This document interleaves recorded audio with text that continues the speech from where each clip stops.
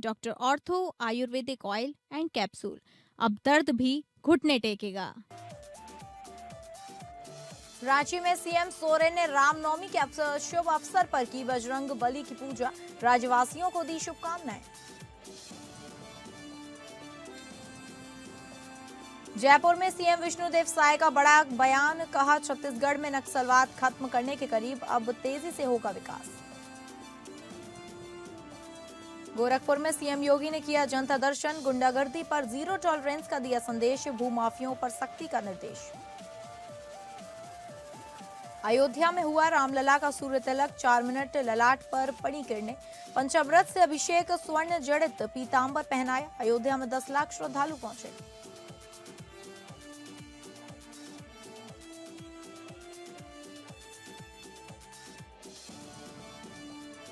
नमस्कार, आप सभी का स्वागत है और मैं हूं आपके साथ अंकिता सिंह। स्टेट लाइव की शुरुआत करेंगे जहां रामनवमी के शुभ अवसर पर आज रांची समेत पूरा झारखंड राममय है। वहीं रांची समेत कई जिलों में विभिन्न स्थानों पर भव्य शोभा यात्रा का आयोजन किया जा रहा है। इसी बीच श्री राम जन्मोत्सव को लेकर पूरे हर्षोल्लास के साथ मुख्यमंत्री हेमंत सोरेन ने मंदिर पहुंचकर बजरंगबली की पूजा अर्चना भी की। इस दौरान उनकी पत्नी कल्पना सोरेन भी उनके साथ आरती करती नजर आई। साथ ही मुख्यमंत्री ने रांची के राम जानकी तपोवन मंदिर में मंगल कामना करने के बाद राज्यवासियों को रामनवमी की शुभकामनाएं देते हुए ये कहा कि भगवान श्री राम हम सभी के आदर्श हैं और ये पर्व हमारी आपसी एकता, बंधुत्व और सौहार्द को दर्शाता है।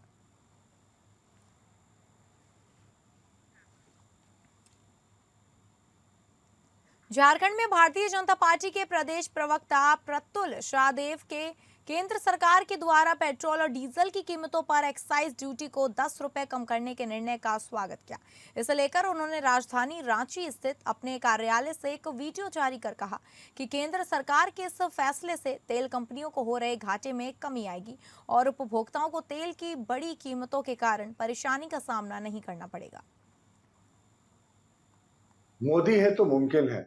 देखिए, प्रधानमंत्री नरेंद्र मोदी जी के नेतृत्व में केंद्र सरकार ने बड़ा निर्णय लिया और पेट्रोल और डीजल पर एक्साइज की जो कीमतें हैं उसमें 10 रुपए की कटौती की है। अभी फिलहाल क्या था कि जो बड़ी ऑयल कंपनीज थी वो लगातार लॉसेस झेल रही थी। अब इस एक्साइज ड्यूटी से उनको बहुत बड़ा बेनिफिट होगा, नहीं तो उनको फिर पेट्रोल और डीजल की कीमतें बढ़ानी पड़ती जिसका आम कंज्यूमर्स पर असर पड़ता। तो ये प्रधानमंत्री जी के नेतृत्व में इस देश की दीर्घकालीन बड़ी सोच है जिसने कंज्यूमर्स को नहीं परेशान होने के लिए एक्साइज ड्यूटी को घटा दिया। इसका बहुत स्वागत करते हैं। धनबाद समेत पूरे झारखंड में आगामी 30 मार्च से सर्वाइकल कैंसर जैसी गंभीर बीमारी से बेटियों की सुरक्षा सुनिश्चित करने के उद्देश्य से ह्यूमन पैपिलोमा वायरस टीकाकरण अभियान शुरू करने होने वाला है। धनबाद स्वास्थ्य विभाग ने इस अभियान को सफल बनाने की सारी तैयारियां पूरी कर ली हैं। इस बात की जानकारी सिविल सर्जन डॉक्टर आलोक विश्वकर्मा ने प्रेस वार्ता कर दी। उन्होंने बताया कि जिले के सभी सामुदायिक स्वास्थ्य केंद्र में 30 मार्च से HPV टीका उपलब्ध कराया जाएगा। इस टीकाकरण अभियान के तहत 14 से 15 वर्ष की बच्चियों को HVP का सिंगल डोज दिया जाएगा। यह भी बताया कि धनबाद जिले में 15 वर्ष से कम आयु की लगभग 31,000 बच्चियों को चिन्हित की गई हैं, जिसका टीकाकरण करना स्वास्थ्य विभाग का लक्ष्य है। अभिभावकों को वेबसाइट पर जाकर रजिस्ट्रेशन करना होगा। अभिभावकों की अनुमति अनिवार्य होगी। यह टीका सामुदायिक स्वास्थ्य केंद्रों पर उपलब्ध रहेगा।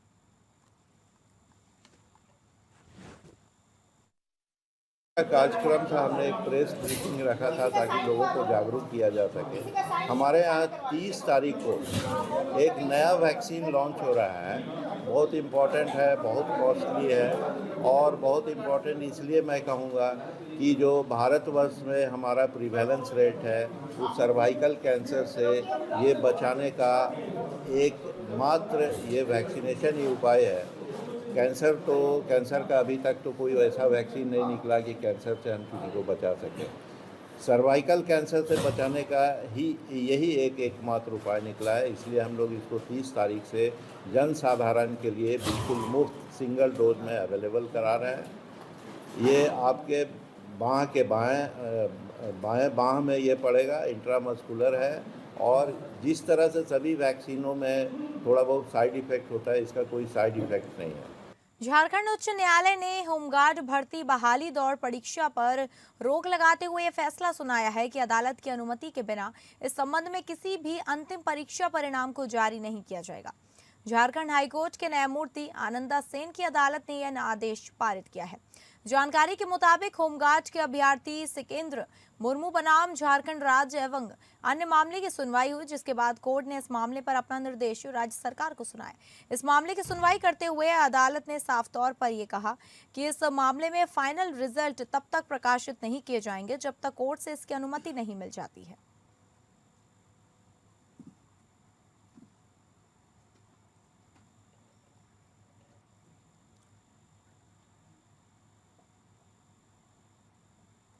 देश में धर्मांतरण को लेकर सुप्रीम कोर्ट ने मार्च 2026 में एक बड़ा फैसला सुनाते हुए यह स्पष्ट रूप से कह दिया कि अगर कोई भी व्यक्ति हिंदू, सिख या बौद्ध धर्म के अलावा किसी अन्य धर्म में धर्मांतरण करता है तो उसे मिलने वाले अनुसूचित जाति का दर्जा और उससे जुड़े आरक्षण और लाभ तुरंत खत्म कर दिए जाएंगे। हमारी संवाददाता तृप्ति सिंह ने सत्ता दल झामुमो के केंद्रीय प्रवक्ता मनोज पांडे और विपक्षी दल भाजपा के मुख्य सचेतक एवं हटिया विधायक नवीन जायसवाल से प्रतिक्रियाएं ली हैं। माननीय सर्वोच्च न्यायालय की तरफ से एक बड़ा फैसला आया है धर्मांतरण को लेकर, आरक्षण खत्म होने को लेकर। इस मुद्दे पर प्रतिक्रिया जानेंगे हम। रांची के विधायक, हटिया विधायक यहाँ पर हमारे बीच हैं, नवीन जायसवाल जो भाजपा की मुख्य सचेतक भी हैं। क्या उनकी प्रतिक्रिया है तो जानेंगे। क्या देखिए, माननीय उच्चतम न्यायालय ने जो आदेश दिया है, ये संविधान जो 1950 में बना और उसी निहित हम लोग सभी जानते भी हैं कि कोई अगर अपने जाति से दूसरे धर्म को परिवर्तन करता है तो उसकी जो आरक्षण की सीमा है वो खत्म होती है। तो उसी को माननीय उच्चतम न्यायालय ने किया है। राज्य सरकार, केंद्र सरकार को इस पर ध्यान देना चाहिए कि जो जिस कैटेगरी में है उसी का आरक्षण का लाभ ले, ताकि किसी का हक अधिकार का हनन नहीं। झारखंड में ऐसा होता है कि जमीन को लेकर धर्मांतरण करके फायदा उठाया जाता है, इसकी जमीन को लेकर। देखिए, इसमें सरकार को गंभीर होना चाहिए और जिस धर्म के जो हैं अपना धर्म चेंज करते हैं, तो जाति में अगर मान लीजिए कि मैं हिंदू धर्म से हूँ और अगर मैं दूसरे धर्म में एसटी में बन जाता हूँ या क्रिश्चियन धर्म अपना लेता हूँ, तो मुझे क्रिश्चियन धर्म का फायदा नहीं मिलेगा। बहुत बहुत शुक्रिया। तो सुना आपने, भाजपा की मुख्य सचेतक नवीन जायसवाल ने माननीय सर्वोच्च न्यायालय की तरफ से आए फैसले पर, धर्मांतरण को लेकर आए आदेश पर अपनी प्रतिक्रिया व्यक्त की है और केंद्र और झारखंड सरकार को लेकर भी उन्होंने अपनी बात रखी। उन्होंने कहा इस पर चिंतन करने की जरूरत है, राज्य सरकार को झारखंड के परिप्रेक्ष्य में किस तरीके का इसका असर होगा, इस पर भी उन्होंने बताया। फिलहाल हमारे सहयोगी दीपक के साथ APN न्यूज से मैं तृप्ति, रांची से। नमस्कार। तो BURPN वहीं असम चुनाव में JMM की तैयारी पर भी मनोज पांडे से भी बात की। माननीय सर्वोच्च न्यायालय की तरफ से एक बड़ा फैसला आया है उन लोगों के लिए जो धर्मांतरण कर आरक्षण को लेकर फायदा उठाते हैं। सुप्रीम कोर्ट ने जो फैसला दिया है उसके तहत अब जो आरक्षण का फायदा उठाते हैं ये भी सोचनी पड़ेगी। झारखंड के परिप्रेक्ष्य में वो फैसला धर्मांतरण को लेकर जो आया है वो क्या होगा, झारखंड के परिप्रेक्ष्य में किस तरीके का असर होगा, इस कड़ी में बात करने के लिए हमारे बीच है इस वक्त JMM के केंद्रीय प्रवक्ता मनोज यहाँ पर मनोज पांडे जी। आइए जानते हैं इनसे क्या कहना है। देखिए, सर्वोच्च न्यायालय तो सर्वोच्च है, सुप्रीम ऑर्डर है, लेकिन उस आदेश में क्या कुछ लिखा है और उसकी समीक्षा किस तरह से की जाएगी, अभी पार्टी के समक्ष वो आदेश नहीं आया है। तो इस पर पार्टी विचार करेगी पूरा अध्ययन करने के पश्चात भी कि इसके क्या फलाफल निकलेंगे, क्या सामाजिक प्रभाव पड़ेगा, कितना उचित है, क्या कुछ इसका परिणाम आएंगे। तो ये अभी पार्टी इस पर कोई विस्तृत जानकारी भी हम लोगों को नहीं है। तो झारखंड मुक्ति मोर्चा पार्टी का जो निर्देश होगा उसे पालन किया जाएगा। बंगाल और असम चुनाव को लेकर जो है सो तमाम जानकारियां देते नजर आए हैं। पार्टी की रणनीति और फैसलों पर क्या तैयारियां हैं उन्होंने मनोज पांडे ने बताया यहाँ पर। इसके साथ ही आपको बताना चाहेंगे हमारी इस खास रिपोर्ट में सुप्रीम कोर्ट माननीय सर्वोच्च न्यायालय की तरफ से आदेश को लेकर भी प्रतिक्रिया देते हुए JMM के केंद्रीय प्रवक्ता नजर आए। फिलहाल हमारे सहयोगी दीपक के साथ APN न्यूज से मैं तृप्ति, रांची से। नमस्कार।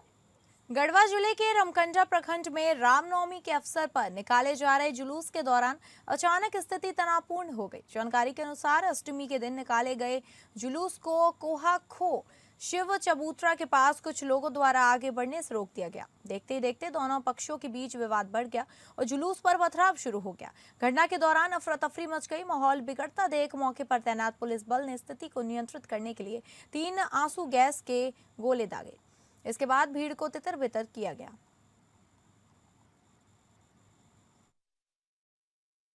देखिए, रामकंडा में झांकी निकालने के दौरान इस बात को लेकर गलतफहमी 2 पक्षों के बीच उत्पन्न हुई, जिसके कारण यहाँ पर पुलिस बल बड़ी संख्या में भी प्रतिनियुक्त किया गया है और स्थिति को पूरी तरीके से अभी नियंत्रण में है और हमारे ऑफिसर्स और जो हमारे पुलिसकर्मी हैं वो पर्याप्त संख्या में यहाँ पर प्रतिनियुक्त किए गए हैं।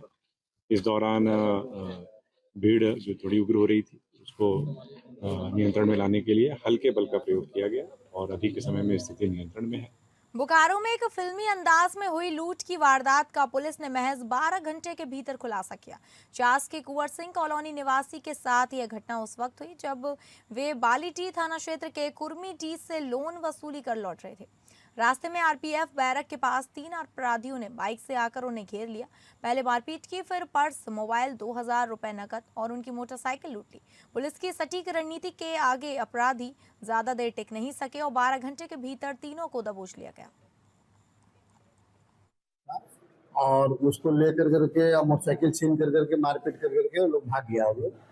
तो इसके लिए पुलिस अधीक्षक महोदय के निर्देशानुसार एक टीम गठन किया गया था। टीम के में थाना प्रभारी के साथ अन्य सब थाना के पदाधिकारी लोग मिलकर करके इसमें काम किए हैं और इसमें 12 घंटे के अंदर में वो दोनों अपराध कर्मी को पकड़ा गया है, तीनों को।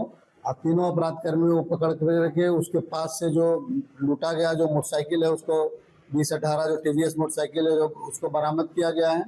और वो जो मोबाइल से वो पेमेंट कराया था 5300 रुपया एक जगह में और 2000 उसमें था, तो उससे भी 3430 रुपया उसकी बरामदगी की गई है।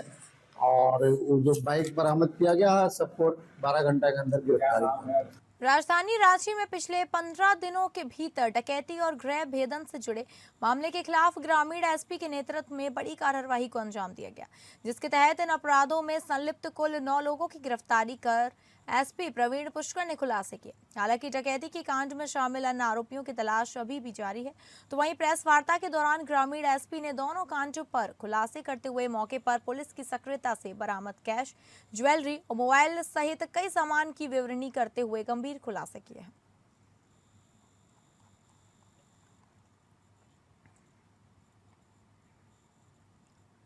रामनवमी के विशेष अवसर के बीच रांची में जहां शोभा यात्रा की भव्य तैयारियां हुई हैं, वहीं दूसरी तरफ रांची के हरमू मैदान में दिव्य ज्योति जागृति संस्थान द्वारा शिव महापुराण कथा यज्ञ का भव्य आयोजन किया गया।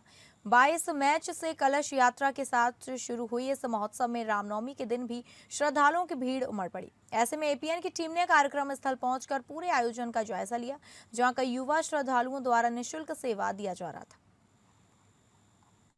इस वक्त हम राजधानी रांची के हरमू मैदान पहुंचे हैं, जहां पर 22 तारीख से आज भी लगातार जो यहाँ पर कथा का आयोजन किया गया है, शिव महापुराण कथा व्यास, जहां पर डॉक्टर सर्वेश्वर महाराज जो है कथा व्यास के तौर पर आए हुए हैं। भव्य इस आयोजन में हजारों की संख्या में लोग पहुंचते नजर आए हैं। कलश यात्रा के साथ 22 तारीख को इस कार्यक्रम की शुरुआत हुई। आज यहाँ पर रामनवमी से ठीक पहले इस कार्यक्रम के मौके पर मौजूद जो मनोज कुमार पंकज जी हैं, उनसे जानेंगे इस कार्यक्रम के बारे में, कुछ खास जानकारियां देंगे। क्या कहेंगे इस कार्यक्रम?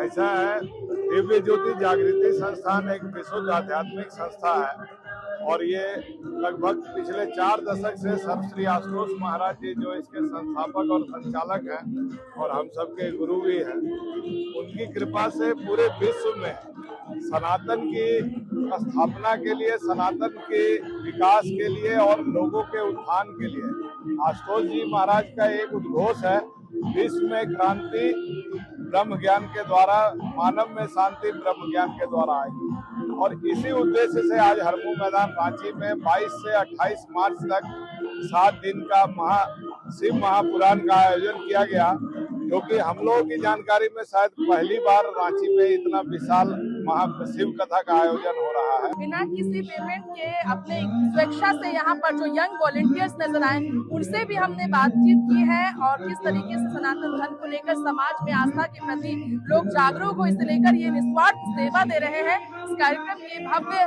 नजारे हमने आपको दिखाए। फिलहाल हमारे सहयोगी दीपक के साथ एपीएन से मैं राजेश नमस्कार। खबरों के सिलसिले में आगे बढ़ेंगे और बात करेंगे छत्तीसगढ़ की खबरों का रुख करके, जहां जयपुर दौरे पर पहुंचे छत्तीसगढ़ के मुख्यमंत्री विष्णुदेव साय ने कांग्रेस पर जमकर निशाना साधा।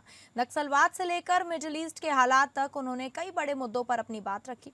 2 दिवसीय जयपुर प्रवास के दौरान मुख्यमंत्री विष्णुदेव साय ने कांग्रेस के उस सवाल पर पलटवार किया जिसमें केंद्र से राशि मांगे जाने की बात कही गई थी। सीएम विष्णुदेव साय ने कहा, कांग्रेस को पिछले 5 साल मौका मिला, लेकिन उन्होंने नक्सलवाद को छत्तीसगढ़ में फलने फूलने दिया। आज वे किस मुंह से सवाल कर रहे हैं? हमारी सरकार ने सिर्फ 2 साल में ही नक्सलवाद को जड़ से खत्म करने की दिशा में काम किया है और हम इसे समाप्त करने के कगार पर हैं। सीएम साय ने मिडिल ईस्ट में जारी तनाव को लेकर भी प्रतिक्रिया दी है और केंद्र सरकार की तैयारियों पर भरोसा जताया। सीएम विष्णुदेव साय ने कहा, भारत सरकार अपने देश की जनता का पूरा ध्यान रख रही है। देखिए, ज़्यादा अफवाह फैलाई जा रही है। जिस तरह से सबको मालूम है कि हमारे देश के यशस्वी प्रधानमंत्री के नेतृत्व में विदेश नीति अच्छी है और जो भी पेट्रोलियम पदार्थ है, गैस है, चाहे डीजल पेट्रोल है, उसके आयात में कोई कमी नहीं हो रही है और थोड़ी बहुत परेशानी हो सकती है, लेकिन ज़्यादा किल्लत यहाँ नहीं रही। पूरे देश की जनता का विश्वास भारतीय जनता पार्टी के ऊपर में बढ़ा है, इसलिए लगातार तीसरी बार केंद्र में मोदी जी के नेतृत्व में सरकार है और देश के अधिकांश प्रदेशों में भारतीय जनता पार्टी की सरकार है और एनडीए की सरकार है और इस बात का प्रमाण है कि भारतीय जनता पार्टी तोड़ने का नहीं, जोड़ने का काम करती है। खेलो इंडिया ट्राइबल गेम्स के तहत रायपुर में आयोजित प्रतियोगिताओं में उप मुख्यमंत्री अरुण साव पहुंचे, जहां उन्होंने खिलाड़ियों से मुलाकात कर उनका उत्साह बढ़ाया।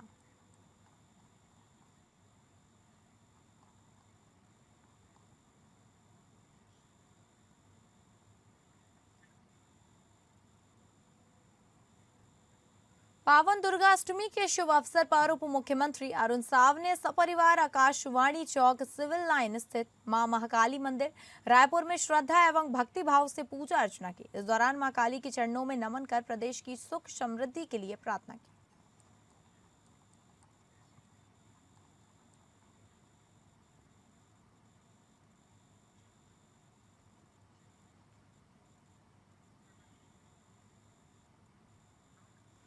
उप मुख्यमंत्री विजय शर्मा ने गुरुवार को दंतेवाड़ा स्थित पुनर्वास केंद्र का निरीक्षण कर पुनर्वासित युवाओं से आत्मीय संवाद किया।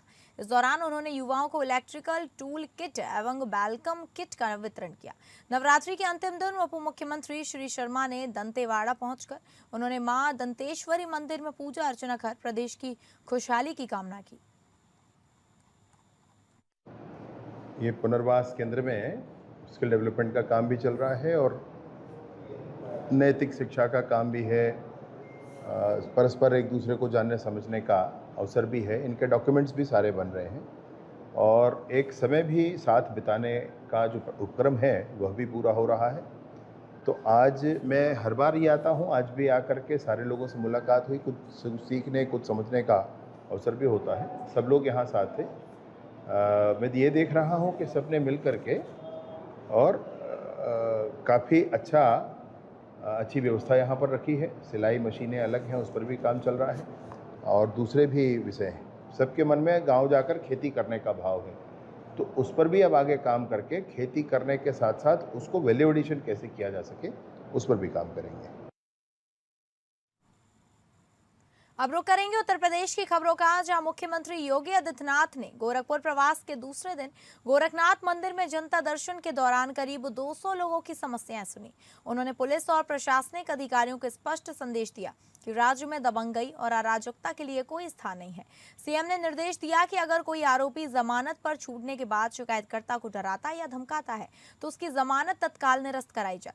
जमीन कब्जाने वाले भूमाफियाओं और कमजोरों को सताने वाले दबंगों के खिलाफ कठोरतम कानूनी कार्यवाही के आदेश दिए गए।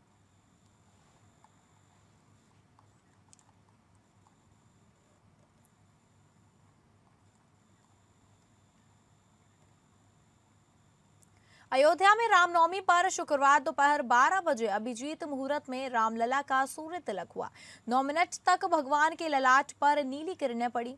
प्राण प्रतिष्ठा के बाद रामलला का यह दूसरा सूर्य तिलक है। पीएम मोदी ने टीवी पर इसे लाइव देखा। सूर्य तिलक के साथ ही रामलला का जन्म हो गया। इस दौरान 14 पुजारी गर्भगृह में मौजूद रहे। उन्होंने विशेष पूजा और आरती की। सूर्य तिलक के बाद कुछ देर के लिए मंदिर के पट बंद कर दिए गए। रामलला को 56 तरह के व्यंजन का भोग लगाया गया। सूर्य तिलक के लिए अष्ट धातु के 20 पाइप से 65 फीट लंबा सिस्टम बनाया गया। 4 लेंस और 4 मिरर के जरिए गर्भगृह तक रामलला के मस्तक पर किरणें पहुंचाई गई।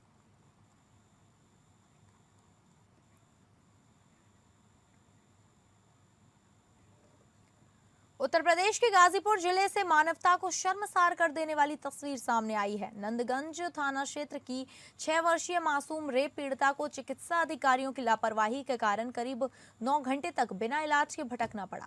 दोपहर 2 बजे अस्पताल पहुंची पीड़िता को रात 11 बजे तक केवल मेडिको लीगल और रेफरल के नाम पर एक विभाग से दूसरे विभाग टहलाया गया। महिला अस्पताल से पीड़िता को ट्रॉमा सेंटर भेजा गया, जहां वहां भी डॉक्टरों ने तत्काल उपचार शुरू नहीं किया।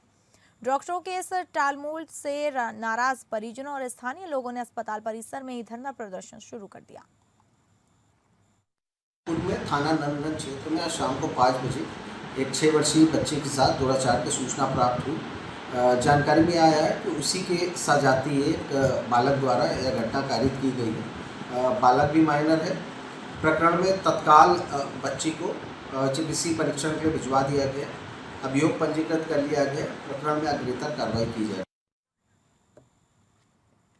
तो फिलहाल स्टेट लाइव में बस इतना ही। नमस्कार।